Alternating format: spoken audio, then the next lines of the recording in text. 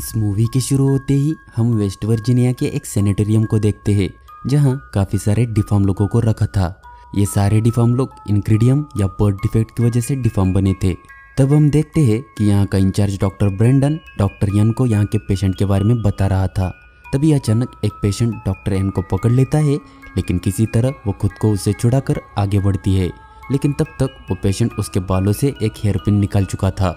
अब आगे Brendon N की पहचान हिल्लिकल ब्रदर्स से करवाता है, जिसमें वो उसे बताता है कि ये तीनों भाई मिसेस हिल्लिकर को एक जंगल में मिले और ये तीनों यहाँ के सबसे खतरनाक पेशेंट है, क्योंकि ये लोग जब मिसेस हिल्लिकर को मिले थे उससे पहले ही वो अपने माँ बाप को खा चुके थे।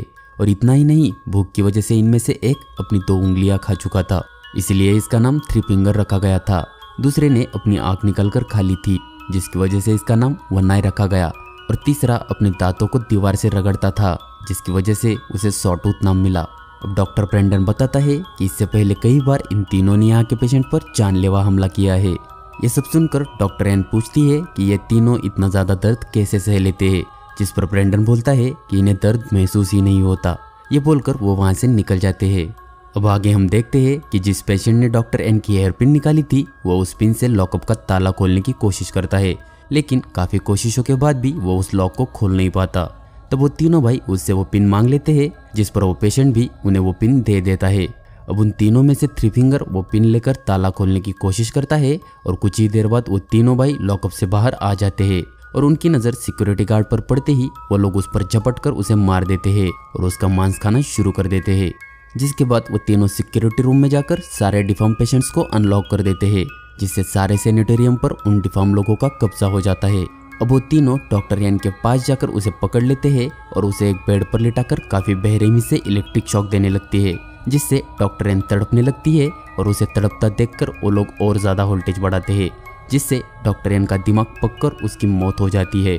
इसके बाद वो तीनों भाई डॉक्टर ब्रेंडन को भी पकड़ लेते हैं और उसके हाथ पैर नुकीले तारों से बांधकर उसे लटकाते हैं और उन तारों को खींचकर उसके हाथ पैर शरीर से अलग करके उसे भी मार देते हैं। अब अगले सीन में कहानी 29 साल बाद की दिखाई जाती है, जहां 9 स्टूडेंट्स स्नोमोबाइल का एंजॉय करते करते यहां आ चुके थे। दरअसल उन्हें अपने फ्रेंड पॉटर के घर जाना था, लेकिन बर्फीले तूफान की वजह से वो लोग अपना रास्ता खो गए थे और किसी अनजान जगह फंस चुके थे। तभी खुशनसीबी से उन्हें वहाँ एक बिल्डिंग नजर आती है और बदनसीबी से वो लोग वहाँ चले जाते हैं, क्योंकि यही उनका रॉन्ग टर्न था। अब उनके अंदर जाते ही उन्हें समझ आता है कि यह कोई पुराना हॉस्पिटल था, इसलिए वो लोग आग जलाकर वहीं बैठ जाते हैं और तूफान के थमने का इंतजार करते हैं। लेकिन उनमें से एक के दिमाग में उस जगह को एक्सप्लोर करने का आइडिया आता है और वो सब मिलकर उस बिल्डिंग की तलाशी लेना शुरू कर देते हैं। तब उनके इंचार्ज रूम में आने के बाद उन्हें वहाँ वाइन की एक बोतल और कुछ डॉक्यूमेंट्स मिल जाते हैं, जिससे उन्हें पता चलता है कि यहाँ डिफॉर्म लोगों को रखा जाता था।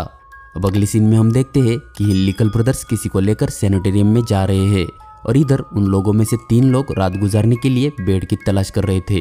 और तभी उन्हें वहाँ किसी के होने की आहट होती है, इसलिए विंसेंट नाम का लड़का चेक करने अंदर जाता है और तभी जेना और केनिया को उसकी चीख सुनाई देती है, जिससे वो दोनों डर जाती है, लेकिन किसी तरह हिम्मत करके वो चेक करने आगे बढ़ते हैं।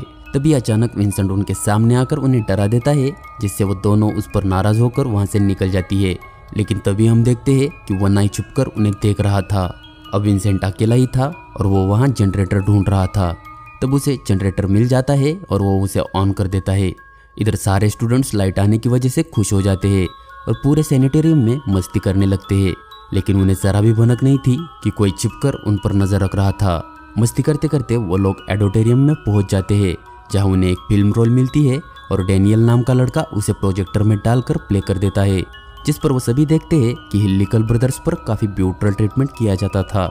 ये देखकर लॉरेन बोलती है कि उसका भाई इनके बारे में काफ़ी खतरनाक कहानियाँ बताता था। वो बोलती है कि ये लोग काफ़ी खतरनाक थे और लोगों को मारकर खा जाते थे। ये सुनकर कोई उसकी बातों को सीरियसली नहीं लेता और वो सब उसकी बातों को नज़रअंदाज करके सोने चले जाते हैं, जहाँ वो सब 3 ग्रुप में अलग अलग सोने का फैसला करते हैं। लेकिन विंसेंट को नींद नहीं आ रही थी, इसीलिए वो इधर उधर ताक झाक करने लगता है और तभी उसे वहाँ कोई दिख जाता है, इसलिए वो आगे बढ़कर देखता है तो वहाँ उसका दोस्त पॉटर था, जिसके घर उन सबको जाना था। विंसेंट देखता है कि पॉटर वहाँ मरा पड़ा है। उसे मरा देखकर वो घबरा जाता है, लेकिन वो कुछ करे इससे पहले ही सॉटूथ उसके सामने आ जाता है, जो एक रॉड उसके चेहरे में घुसेड़कर आर पार कर देता है, जिससे जगह पर ही उसकी मौत हो जाती है। अब पूरी रात बीत चुकी थी लेकिन वो तूफान अभी तक रुका नहीं था, इसलिए वो सब अभी भी वहीं फंसे थे। और विंसेंट लापता होने की वजह से जेना सभी लोगों से पूछताछ करती है लेकिन किसी ने भी उसे नहीं देखा था। तभी उन्हें पता चलता है कि उनका सारा सामान भी गायब था, इसलिए उन्हें लगता है कि इस बार भी विंसेंट उनके साथ कोई प्रैंक कर रहा है। इसलिए वो सभी उसे ढूंढना शुरू कर देते हैं, जिसमें कुछ लोग उसे ढूंढने बेसमेंट में जाते हैं जहां उन्हें काफी सारे हथियार नजर आते हैं। अब जब वो आगे बढ़ते हैं तो उन्हें वहां वो लॉकअप मिलते हैं जहां उन डिफार्म लोगों को रखा जाता था। उधर बाकी लोगों को वहां पर खून लगा मिलता है, जिसे देखकर वो सभी परेशान हो जाते हैं और विंसेंट को अलग अलग ढूंढने लगते हैं। तब जेना किचन में पहुंच जाती है जहां वो देखती है कि सॉटूथ पाउडर के टुकड़े करके उसे खाने की तैयारी कर रहा था। तभी थ्री फिंगर वहां आकर उसे अपने साथ ले जाता है। तब जेना भी वहां से भागकर सबके पास आती है और उन्हें सारी कहानी बताती है। तभी पोर्टर की जैकेट में लपेटा उनके सामने कुछ आकर गिरता है। तब केनिया उसे चेक करने आगे बढ़ती है और जैकेट को खोलकर देखती है तो उसमें पोर्टर का कटा हुआ सर था, जिसे देखकर वो सभी घबरा जाते हैं और हालत का अंदाजा लगा ही रहे थे कि तभी हिल्लिकल ब्रदर्स बालकनी से नुकीली तार फेंककर क्लियर के गले में फंसाते हैं और उसे ऊपर खींचने लगते हैं। तब काइल उसे बचाने की काफी कोशिश करता है लेकिन तार नुकीली होने की वजह से क्लियर का खून निकलकर काइल को पूरी तरह से लाल कर देता है। इतनी कोशिशों के बाद भी क्लियर बच नहीं पाती और उसका सर धड़ से अलग होकर वो काइल के ऊपर गिर जाती है। ये देखकर वो सभी वहां से निकलने की कोशिश करते हैं लेकिन बाहर आते ही उन्हें पता चलता है कि उनके स्नोमोबिल्स के स्पार्क प्लग भी गायब थे। अब उन्हें कुछ समझ नहीं आ रहा था कि वो क्या करे। तब लॉरेन, जो कि स्नो हाइकिंग की चैंपियन थी, वो डिसाइड करती है कि वो हाइकिंग करते जाएगी और मदद लेकर आएगी और वो मदद लाने निकल पड़ती है। बाकी सब तूफान में बाहर नहीं रुक सकते थे, इसलिए वो फिर से अंदर जाकर इंचार्ज रूम में जाते हैं और खुद को लॉक कर लेते हैं, लेकिन फिर भी वो वहाँ सेफ फील नहीं करते और उन्हें लगता है कि उन्हें कुछ हथियारों की ज़रूरत पड़ेगी। इसलिए काइल, डेनियल और सारा बेसमेंट में जाकर हथियार लाने का फैसला करते हैं। लेकिन तभी थ्री फिंगर उनके पीछे पड़ जाता है, इसलिए वो केज में जाकर छिप जाते हैं और थ्री फिंगर के वहाँ से जाने के बाद वो लोग काफ़ी सारे हथियार लेकर वहाँ से निकल जाते हैं। इधर वरना इंचार्ज रूम के दरवाजे को ड्रिल करके केनिया को पकड़ लेता है। तब ब्रिजेट उसके हाथ पर चाकू मारकर केनिया को छुड़ा लेती है। इधर वो सब बेसमेंट से भाग ही रहे थे लेकिन डेनियल सबके पीछे होने की वजह से सॉटूथ उसे पकड़ लेता है और किचन में ले जाकर बांध देता है। अब जब काइल और सारा वापस आते हैं तब उन्हें पता चलता है कि डेनियल वापस नहीं आया और इधर वो तीनों डेनियल को जिंदा काट रहे थे, जिससे उसकी चीखें उन सबको सुनाई दे रही थी। इसलिए वो सब उसे बचाने जाते हैं। तब काइल देखता है कि वो मॉन्स्टर्स डेनियल की आंतड़ियां और मांस निकालकर तेल में फ्राई करके खा रहे थे, जिसके दर्द से डेनियल की मौत हो जाती है। इसलिए वो सब मिलकर हिल्लिकर ब्रदर्स पर हमला करने का फैसला करते हैं, जिसमें वो कामयाब भी हो जाते हैं और उन तीनों को एक लॉकअप में बंद कर देते हैं। और तब काइल उन्हें जलाकर मारने ही वाला था कि तभी केनिया उसे ऐसा करने से मना कर देती है और काइल को इंसानियत के पाठ पढ़ाने लगती है। इसके बाद वो उसे वहाँ पहरा देने रोक देती है और सब सोने चले जाते हैं। अब हम देखते हैं कि हिल्लिकल ब्रदर्स अभी भी उसी लॉकअप में बंद थे जहाँ उन्हें 29 साल पहले रखा गया था और आज भी वो ये हेयरपिन वही पड़ी थी जिससे उन्होंने पहले लॉक खोला था। काइल के सोने के बाद थ्री फिंगर दोबारा उस हेयरपिन से लॉक खोलता है और वो तीनों बाहर आकर काइल को पकड़ लेते हैं। अब जब रात को केनिया काइल के पास जाने लगती है तभी जनरेटर अपने आप बंद हो जाता है, जिससे चारों तरफ अंधेरा हो जाता है।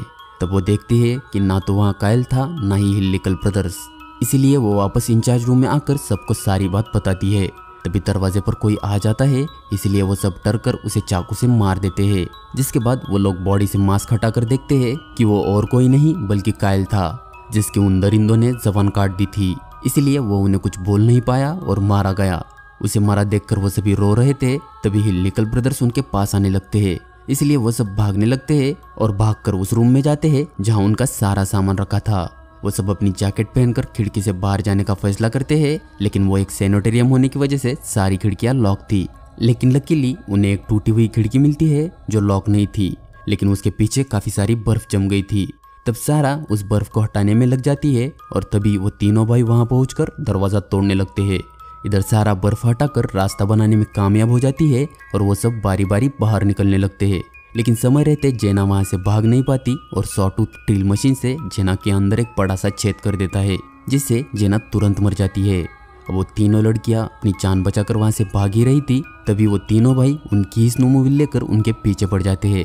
तब सॉटूथ ब्रिजेट को पकड़ लेता है, लेकिन जैसे तैसे वो उससे तो खुद को छुड़ा लेती है, लेकिन तभी वो नाय उसके ऊपर स्नोमोबिल चढ़ा देता है, जिससे पूरी तरह से उसकी मौत हो जाती है। इधर हम देखते हैं लॉरेन को, जो एक पेड़ के नीचे बैठकर ठंड से मर चुकी थी। लेकिन इमोशनल बात यह थी कि हाईवे बिल्कुल उसके सामने ही था, लेकिन तूफान की वजह से उसे दिखाई नहीं दिया होगा। अब वहाँ सिर्फ केनिया और सारा बची थी, लेकिन वरना केनिया के पीछे पड़ा था। और वो जब केनिया को पकड़ने ही वाला था कि तभी सारा उसे मारकर गिरा देती है और उनका यह प्लान कामयाब हो जाता है। जिसके बाद वो दोनों स्नोमोबाइल लेकर वहाँ से जाने लगती है। वो दोनों काफ़ी खुश थे क्योंकि वो इस खतरनाक नरक से भाग रहे थे, लेकिन वो इतने ज़्यादा खुश थे कि उन्हें सामने लगी नुकीली तार नज़र नहीं आती, जिसकी वजह से उनका सर कटकर धड़ से अलग हो जाता है, जिससे उन दोनों की भी मौत हो जाती है। अब अगले सीन में हम देखते हैं कि थ्री फिंगर अपनी खटारा ट्रक लेकर वहाँ आता है और उन दोनों के सिर उठाकर अपने साथ लेकर वहाँ से चला जाता है। और इसी के साथ ये मूवी खत्म हो जाती है।